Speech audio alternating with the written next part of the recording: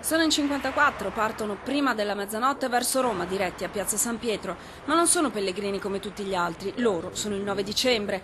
Anche dal presidio Mestrino di Via Righi un pullman è in partenza, si unirà agli altri, una decina provenienti dal resto del Veneto, 3 i pullman da Verona, poi uno ciascuno dalle varie altre zone presidiate.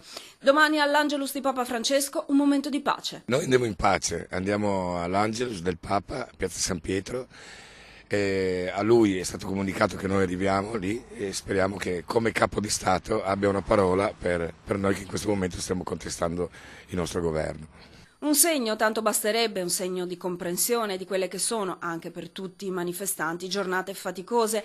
La fatica di questo viaggio in confronto è niente. Le giornate faticose sono tante qui, ogni mattina ci si alza e si ha sempre una bellissima notizia da parte del nostro governo, perciò non sarà niente di faticoso la fatica di domani. E poi lunedì si cambia, verrà smantellato il presidio di Via Righi che tanto filo da torcere ha dato agli automobilisti diretti a Venezia e alla zona della Fincantieri. Il 9 dicembre Mestrino si sposta in centro città, in piazzetta Pellicani, presso la torre dell'orologio.